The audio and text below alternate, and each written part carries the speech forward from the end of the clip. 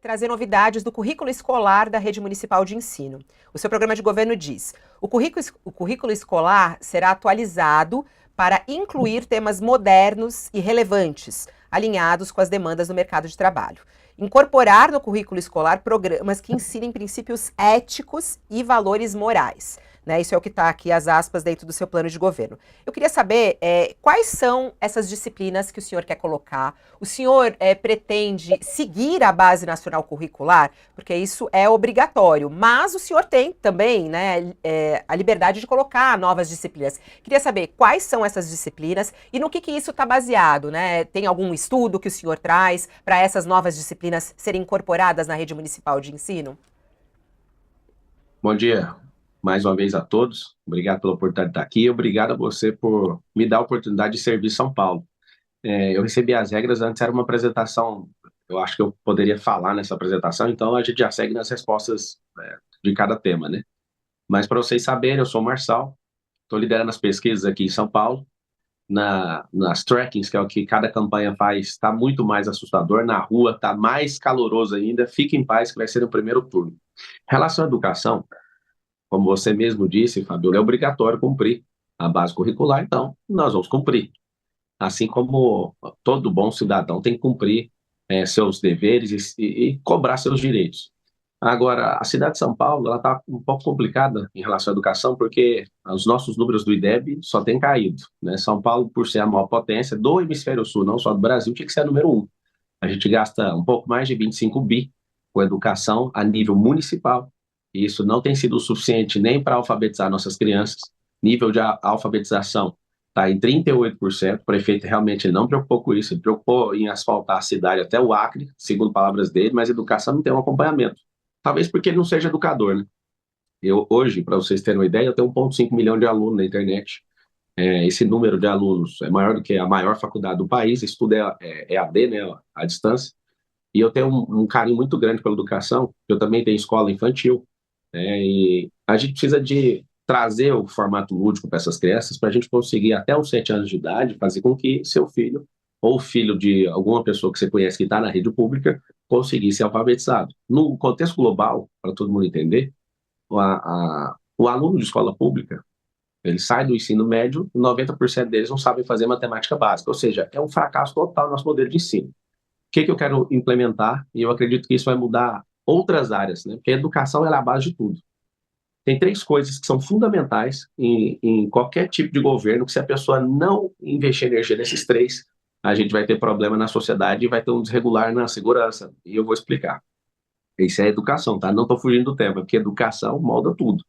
Educação, esporte e empregabilidade. Emprego, por exemplo, diminui a criminalidade. Quanto maior a oferta de emprego, quanto maior a qualificação desses empregos, menor vai ser o problema da nossa segurança, que é o problema número 1 hoje para a maioria dos paulistanos. Aonde que a gente resolve isso? A gente resolve isso na educação. As pessoas têm que Candidato, não, entender os 3 níveis. só para a gente não... Porque eu sei que você está trazendo todo o conceito da educação, mas a gente tem várias perguntas sobre educação que até incluem coisas que Vamos o senhor lá. está falando. Em relação a essas Sim. disciplinas, o senhor tem claro quais são essas disciplinas? Sim, a primeira, que é a que mais molda o comportamento humano. Inteligência emocional, ou como é conhecido, socioemocional. De novo, isso vai impactar lá na segurança do país, vai impactar nas decisões que a pessoa toma ao invés de fazer uma besteira. Isso impacta em tudo. Então, isso tem que estar desde o início na escola pública. Segundo, empresarização. Nós nos tornaremos uma nação empreendedora a partir de São Paulo. São Paulo tem 2 milhões de CNPJs. O que a gente tem que fazer? A gente precisa ensinar a empresarização desde pequeno para os paulistanos, porque a gente, vamos pegar um quadro de 100 empresas, até o 3º ano, uma empresa nova tem uma chance de quebrar de mais de 80%, porque a pessoa não entende como isso funciona. Ah, você quer que todo mundo seja empresário? De maneira nenhuma. Eu quero que todo mundo, com o nosso dinheiro, aprenda a fazer isso. Nós vamos transformar a escola na escola olímpica, vai ser o maior marco da educação aqui na cidade de São Paulo. São mais de 60 esportes, esporte molda caráter. O que nós vamos fazer? Dar uma identidade esportiva. Marçal, você acredita que quantos por cento da população vai conseguir seguir no esporte? Eu imagino que nesses primeiros anos, de 30% a 50% das crianças vão se encontrar no esporte. Quem não encontrar no esporte, se encontra na empresarização. Quem não encontrar em nenhum dos dois, se encontra na música. E por aí vai as profissões. Mas a grande questão do Estado é fazer com que o povo tenha um caráter moldado. O que é esse caráter moldado? O esporte, ele molda caráter por quê? Porque você aprende a competir, você aprende a respeitar. Por exemplo, a pessoa que aprende artes marciais na escola, essa pessoa, ela não briga. Ela já não faz parte mais daquele grupo de pessoas que brigam por qualquer coisa, porque ela ganha uma consciência que ela entra para lutar. E para lutar tem que ter um ringue, tem que ter um octógono. Ela respeita o próximo. Isso o esporte Candidato, faz. Ela come melhor. Desculpa, pode falar. candidato, desculpa, eu quero puxar esse gancho seu aí. Você está falando sobre incluir novas disciplinas. Eu queria entender um pouco justamente as ações práticas que você pretende implantar e como pretende. Porque o seu plano de governo fala, por exemplo, que o problema não é falta de recurso, mas falta de gestão, de foco, acompanhamento do aprendizado, fala de casos de sucesso no país. Como o senhor citou agora há pouco, o problema do aprendizado na idade errada em São Paulo é grave. O que de prático o senhor planeja fazer logo nos primeiros meses de governo? O que o senhor vai fazer no começo? A primeira coisa que a gente tem que fazer é treinar os professores. Eu não conheço nenhum processo que vá mudar a mentalidade de alguém na ponta da criança se eu não conseguir entrar no coração dos professores. Eu não sou pedagogo, mas eu sou um professor, né? As pessoas insistem em me chamar de coach, eu não sou coach, mas eu dou aula, né? Eu sou mentor de muitos empresários, de muitos trabalhadores. Tirando 1,5 milhão de alunos, talvez eu seja mentor no Brasil hoje de 12 milhões de pessoas. E aí, alguns não sabem até medir esse fenômeno, né, que eu fico ouvindo, né? Acho até bonito vocês usarem esse nome, o fenômeno, o fator Pablo Marçal, porque eu já venho mudando a mentalidade das pessoas. Posso ser criticado, posso ser essa pessoa polêmica, estou sozinho nessa disputa, né? Estou só com o povo e com Deus, mas estava terminando até de responder a pergunta dela, socioemocional, empresarização, a questão de uma identidade esportiva, tecnologias e profissões do futuro. Nos próximos 15, 20 anos, Haddad, a gente vai perder umas 300 profissões para inteligência artificial, para algoritmo, e a nossa nação é uma nação que não migrou para a tecnologia. A gente é usuário de tecnologia. A gente não é criador de tecnologia e não vejo político, porque os políticos não entendem isso. Eles estão apavorados, por exemplo, de eu não ter um minuto de televisão, nem rádio, sem as minhas redes sociais, ainda continuam crescendo nessas pesquisas e está apavorando todo mundo. Por quê? Porque existe, de fato, um extrato na sociedade que já me ouve. E aí, o que a gente precisa na educação, para fechar a resposta da Fabíola e complementar a sua? Se a gente ensinar profissões do futuro para um garoto da favela, esse garoto vai começar a sonhar desde pequeno fazer isso. Hoje tem 3 coisas que os meninos da favela querem fazer. Eles querem fazer jogador de futebol, aí se não tiver o talento, ele já desanima. Ele quer ser MC, por quê? Olha que interessante isso aqui que todo mundo precisa saber. Ele quer ser MC, ele quer cantar, ou ele quer ser do crime. Isso eu falo no contexto, né, a maior parte das crianças. Tem gente que quer ser bombeiro, quer ser polícia. Só que essa são os 3 maiores. Porque eu estou entrevistando as crianças e perguntando o sonho delas. Por que elas querem essas 3 coisas? Ou jogar futebol, ou ser MC, ou ir para o crime. Porque os 3 apontam para a prosperidade. E é um negócio assustador. Todo mundo quer prosperar. E o que a gente vai ensinar, que a esquerda pira e surta, é educação financeira. Como o próprio presidente Lula falou, num comício aqui em São Paulo, se a pessoa ganha mais de 4 mil por mês, ela tem uma renda superior a 4 mil, ela para de votar no PT. Então esse é meu sonho, ensinar educação financeira para as crianças desde pequeno. Quando você ensina educação financeira, a pessoa não fica dependente do Estado, ela não fica mais A metodologia é sua mesmo, Pablo? Ou você está inspirado, ancorado em algo científico, com algum educador de peso ao seu lado? Ou é uma metodologia mesmo sua? Por exemplo, você trouxe aqui educação socioemocional, educação financeira, que é extremamente importante. Tudo isso é baseado realmente na sua metodologia ou é ancorado em alguma metodologia específica? Essa é a lógica, né? A base natural das coisas. Não precisa te falar que é minha ou de alguém que está querendo promover alguma coisa. Isso é lógica. Se a pessoa não sabe lidar com dinheiro, ela é escrava de um governo que é assistencialista. Se a pessoa não aprende... Eu já aplico isso nas minhas escolas, se você quer essa resposta. Agora, os Estados Unidos, eu vou só responder isso lá, eu passo para você. Eu ainda nem falei o que eu quero fazer, que é a revolução da educação no Brasil. A gente vai ter que ensinar todo mundo a ser investidor. Tem 3 níveis. As pessoas têm que aprender um trabalho, depois elas têm que aprender a empreender e depois têm que aprender a investir. São 3 níveis. Eu finalizo contando isso para vocês. Na Europa, mais de 70% dos europeus investem. Mais de 70%. Olha tanto que é drástico e por que vai ter uma revolução da educação na cidade de São Paulo. E no Brasil, consequentemente. Funcionando aqui, o Brasil é obrigado a copiar.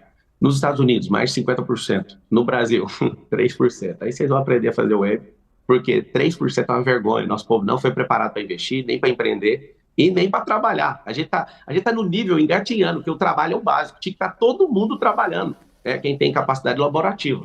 Só que não está. A gente tem mais de quase 3 mil cidades no Brasil, tem mais gente ganhando assistencialismo do que trabalhando, pra você ter uma noção. Nós estamos no modelo educacional fracassado, escolarizado, precisa de educação. Você está trazendo conceitos nos quais você acredita. E eu queria perguntar das coisas práticas. Por exemplo, ensino integral. Você está dizendo que vai aumentar o ensino integral em São Paulo, que é uma demanda muito importante para a cidade, usando, vou até pegar o nome aqui, os centros para crianças e adolescentes. Os centros para crianças e adolescentes são para assistência social. Um trabalho importantíssimo, mas é para criança com um problema, criança que precisa de um atendimento, e ali tem atividade lúdica, atividade cultural. É muito diferente de você colocar aquela criança 7 a 9 horas na sala de aula. Como que você vai fazer isso na prática? Como que você vai... Escola Olímpica. Custa... 7 a 9 horas na sala de aula. No seu plano de governo está dizendo que é através dos centros para crianças e adolescentes. Isso é mais um item. Social.